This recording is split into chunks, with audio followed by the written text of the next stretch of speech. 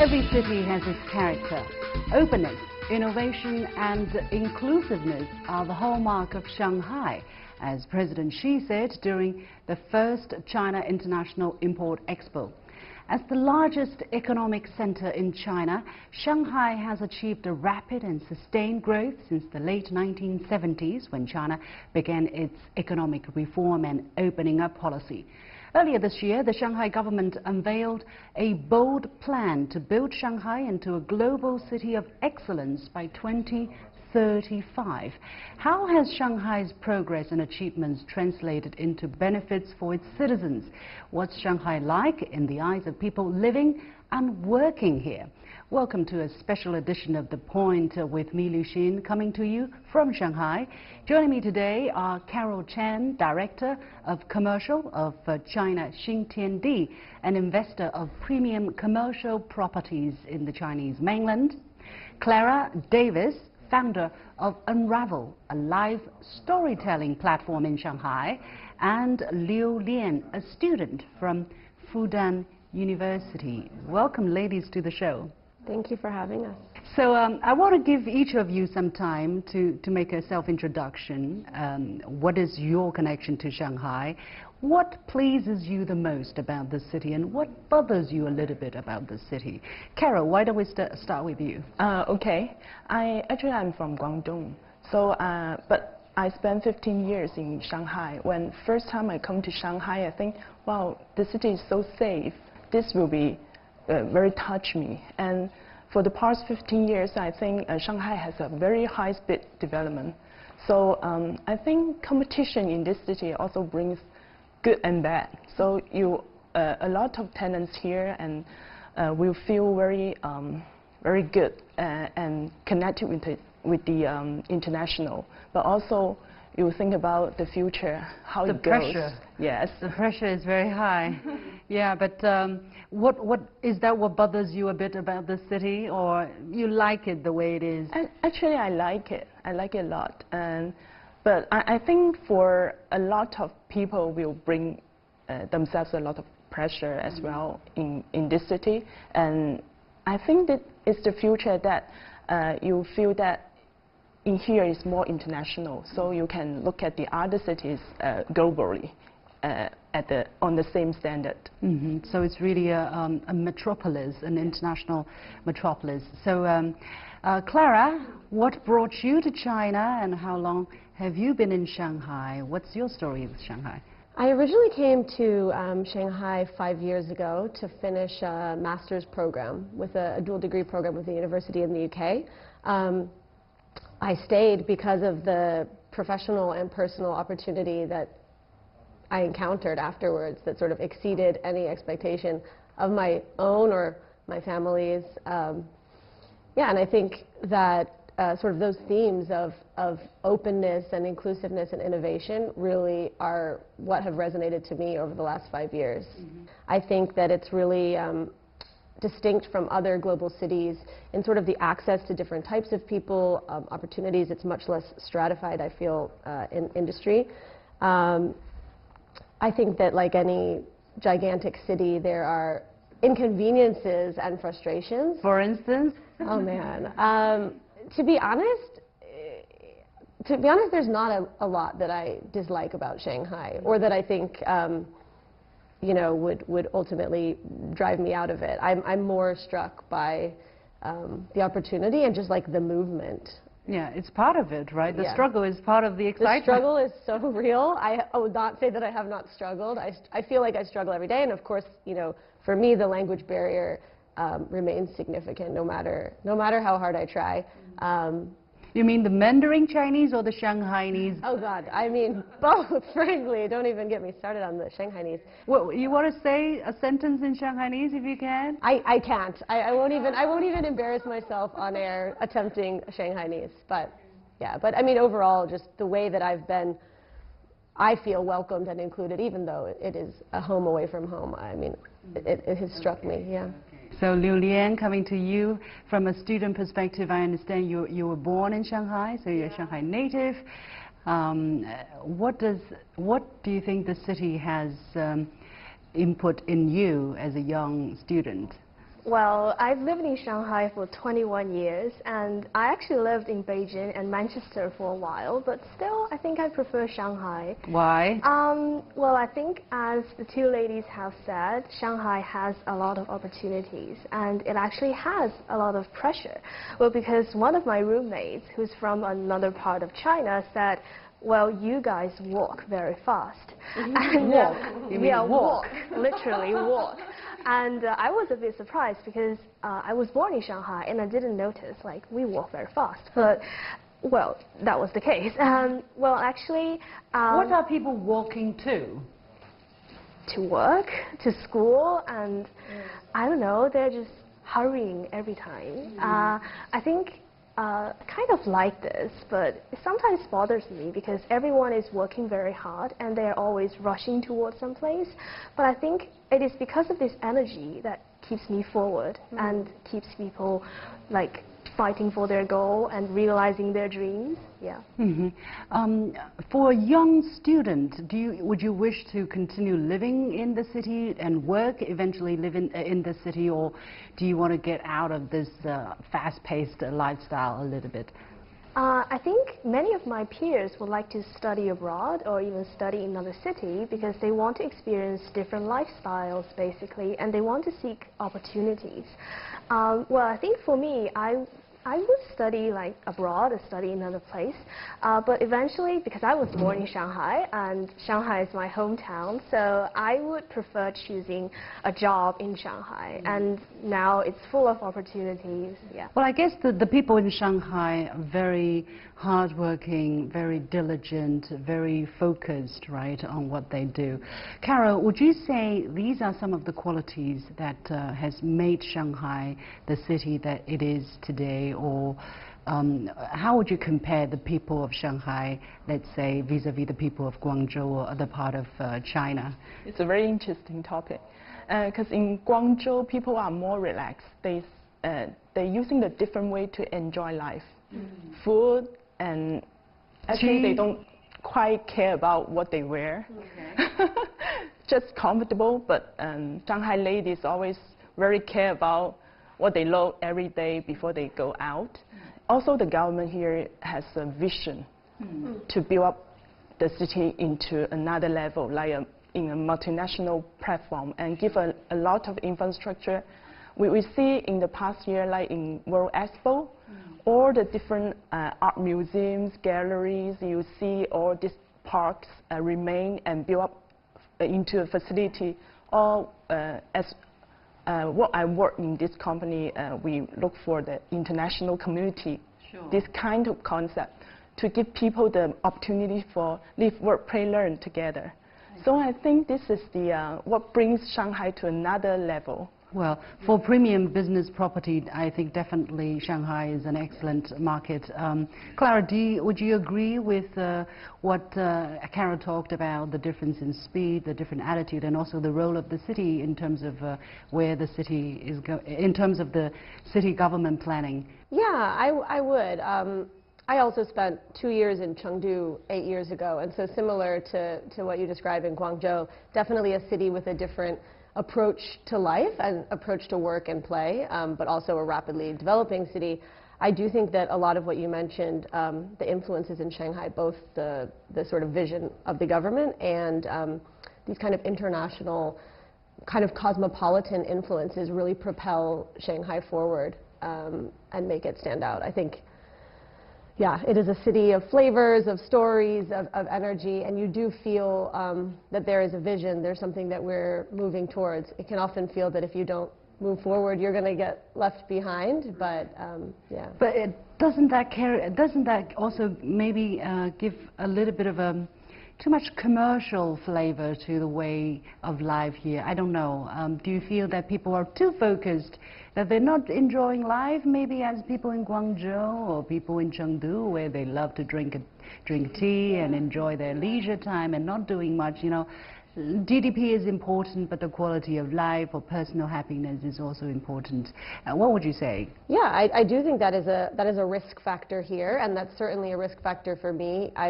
Since I've been here, I've kind of started a couple different projects and worked on a couple, like in fast-paced environments, I think it's very easy to not take the time to step back, appreciate, listen, engage, connect. Part of why I started this storytelling platform, because it felt like that was an outlet that I didn't feel I had, taking the opportunity to sit down, to listen, to connect with other people and hear the sort of, you know, tremendous variance in experiences and perspectives and emotions of the different types of characters that color the city. Okay, Liu Xin, from the perspective of a student, how do you cope with the stress? How do you cope with the pressure of growing up in such a big city, or have you gone used to it? You just don't think about it anymore? Well, I think as people grow up, they will feel the kind of pressure and stress. And I think that's part of life, especially part of the youth. That's what makes Shanghai people win, you know. It's part of life. Embrace it. Yeah, I think especially for young people, young students, when they are about to graduate, when they want to step into the society, pressure is something they need to move forward. Because if you stay in your comfort zone for a long time, then you probably won't get a brighter future, maybe. Yeah, you have to work hard into, like... But what about those who really can't live with this kind of pressure? I mean, I'm sure not everybody is as bright, as I would say comfortable as where you come from. How do they cope with the situation? Or students from other part of China who are studying in Fudan University? I think for many students, sometimes when they enter like universities, they will feel they're lag behind and they're not as smart as their peers. I think it's totally normal. For me, it is very important for you to find your own potential, your own like interest. For me, I study English language and literature, but I don't think I will further my studies on English literature anymore because I found that my interest lies elsewhere, maybe in museums, in galleries, in cultural activities. Well, I think Shanghai offers you a lot of opportunities. Like for me, I can be a volunteer guide in many museums and galleries. Yeah, I think it is because of this opportunity that I can move forward. But for those students, for instance, who have migrated from other part of China, who, you know, how do they cope with it? Do you have communication like that? Do you talk about it? From my peers, I don't think like lots of them will meet this kind of stress and frustration because they are all very hardworking and even more hardworking than me. Really? Yeah. Okay, that's Hard the to reason imagine. why. Yeah. Well, that's why Chinese students do well.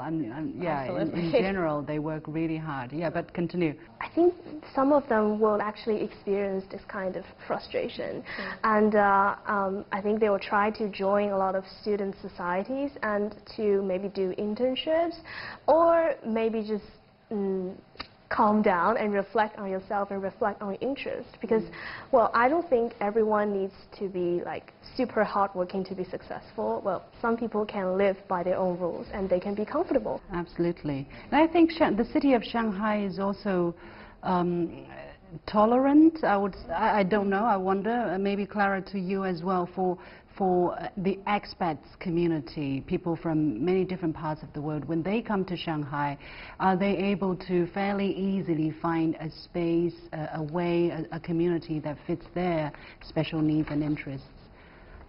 Yeah, I think that's a great question. And I think... Or some people are discouraged and Of course, I think people react in different ways. Of course, I've had expatriate friends who've lasted longer than others in the Shanghai lifestyle, and I think that's a function of course, the job or the academic program that you come here on. It's a function of the friends you make. It's a function of the apartment you find and the neighborhood you are trying to live in. I think, yeah. But it's very expensive, right, also to live in Shanghai. Does that put quite a bit of stress for your expats friends? I think so, yeah. I've certainly felt the stress. Although, I mean, coming from kind of the New York area and compared to other global cities, I studied in London, and I don't think there's not a phenomenal distinction. Yeah, I think it's...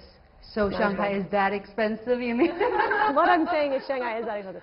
But there's ways around. And of course, what's so interesting about lifestyle here, I mean, there's a lot of ways to to save money. There's I mean, the ability to eat and live and socialize in so many different ways. It doesn't all cost money. Has the mix of foreigners here in the city changed? Because I was walking on the streets the other day and I found something that I haven't noticed when I was here many years ago, is that in these small eateries along the street, you know, very cheap restaurants, places where you can find them, you see foreigners, you know, mingling with the Chinese. I think it's more emerging. Yeah. Back to 2001 when we opened Xintiandi, most of the customers are expats, like 70–80% are expats. But now, people at that time, the expat gathering in some spots you can see, but now you can see everywhere because they like the so-called 街边档, the small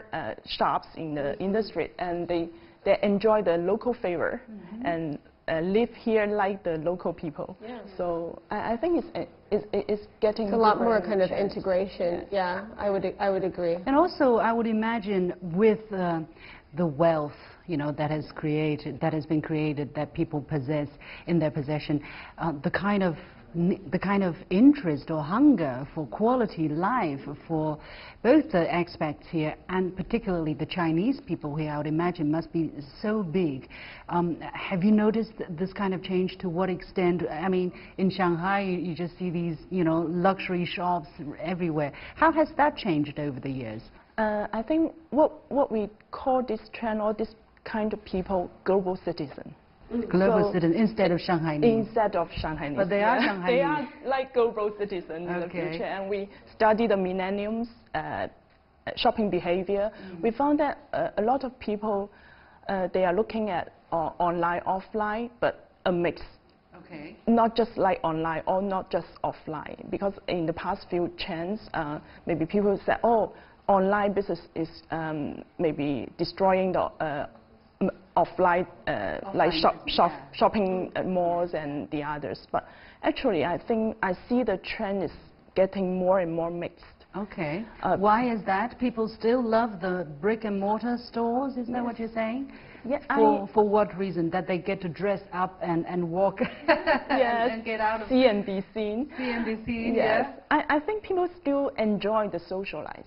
Yeah. They need a way to social with friends, with family, hanging out, but they are maybe require more than just I go in a shop to buy something and go out. But they are looking for something meaningful or something interesting. What are the different tastes of the Shanghai people compared to the other consumers in China? Are the Shanghainese particularly picky about the quality? They like a certain design. For instance, I noticed here they love the European decor. They love the fancy curtains, the you know, Baroque style sofas and stuff like that. Or are they more calculative about price? You know, what is the Shanghai consumers like? I think they are more pursuing for value for money. I will not say only looking at price or only looking at different things, but they are really very discerning, and they know where to buy the good things, and they travel a lot. So this global citizen, I think, will be very clever, and we need to provide quality offerings to them. Clara, is it difficult to promote, to sell to the local Shanghainese people? Yeah, I agree with everything that you said. I think that consumers here are discerning, they're very value conscious, and they're not just willing to settle for any product. It's about quality, it's about the story behind the brand, the service, and I think it's really about the experience. And that's why you see this hybrid of offline, online, because taking everything online, you take that experience piece out of it. Okay, Liu Xin, do you mostly, when you go and buy a product, where do you look for? How do you decide your choices? Well, I definitely agree with you on the value for money thing, because it's especially true for me and my family. Like, my parents are not very money-saving type. I don't mean that they spend money a lot, but they spend money on quality items. Well, do they go online, or do they mostly go onto the street and... they would go online shopping. Yeah, as well. Like my mom is very experienced in online shopping. She actually taught me how to shop online. Really? Yeah. Instead of the other way around? Yeah, that seems the opposite for me. I heard a report said that actually the majority of the online shopper are from the senior. Wow. Yes, it's that's very interesting That is finding. interesting, yeah. If you go online, what would you buy? What do you buy? Well, all kinds of stuff. Okay. Well, because I think online shopping for me saves a lot of time. You know, I have to go to lectures every day, so if I need something, it would be better for me to click, instead of just going to a mall. But I think for my mom, in recent years, she began to shop offline because she wanted to experience that environment. Like Oh my people, goodness, the other way again. The other way around. So she went from offline to online, and now back she's off. going Yeah. back to that's offline. Yeah, it is a circle. That's really interesting. Clara, compared to the consumers in America, what's the difference here? Oh man, I do think there's a lot of distinguishing factors. I think that one of the most unbelievable things about Shanghai and living in China that it's hard to even explain to friends, family, and consumers back in the U.S. is the digital nature of living and shopping. And here, I mean, you know, you don't take a wallet out with you, you just have a phone, and it's unparalleled. You don't, you know, when I go home to New York, it feels very unfamiliar. There's, you know, 8 different apps that accomplish the same things that in China one app takes care of. So it really is. But what has made China so developed in terms of online shopping? You think it's the volume of the huge amount of people who are doing online shopping, or is the mentality or the technology? What have you thought about it? I think it is a combination of all those factors. I do think there's like so many consumers to cater to, so there's that. It's very easy for business to survive, would you say? Or no? It's still very competitive. Depends on the industry. It's still very competitive, and especially in my line of work, more in food and beverage, that definitely is not always the case, that it's easy for a brand to survive. You really need to sort of set yourself apart. But I do think it's the sheer number of consumers. It's the way that technology has been encouraged. So looking ahead, we are looking at very grand plans, as I said at the beginning, right? They want to make Shanghai even more developed.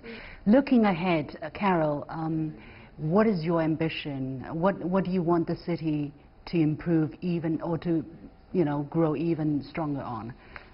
I think the economic is going very strong, and I think what we call the city and the people together is very important for the future development. The human touch, every policy, every development on this city, making it go even better, is to cater for the people. For the needs of the people. The needs for the people, for the young, for the old. Okay, for you, what will be your next big ambition for you personally in connection with the city?